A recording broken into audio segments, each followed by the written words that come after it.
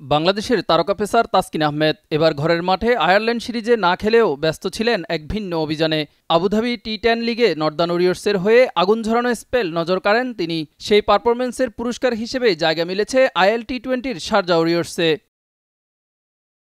এখনও দলটির হয়ে মাঠে নামা হয়নি তাসকিনের, কিন্তু সামনে দারুণ কিছু উপহার দেওয়ার প্রত্যাশা আছে তার। নিজের দেশকে উজ্জ্বল করার স্বপ্ন নিয়ে মাঠে নামবেন দেশসেরা এই পেসার।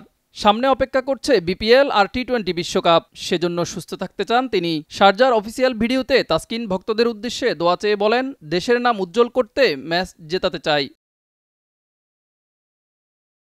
এদিকে চলমান আইএল টি20তে শারজা ওয়ারিয়র্স এখন পর্যন্ত খেলেছে মাত্র একটি ম্যাচ, যেখানে আবুধাবি নাইট রাইডার্সের কাছে ৩৯ রানে হেরেছে তারা। একাদশেও জায়গা হয়নি তাসকিনের।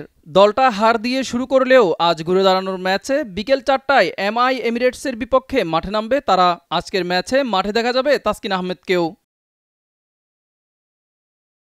মিজান ফারাবি, দিগন্ত স্পোর্টস।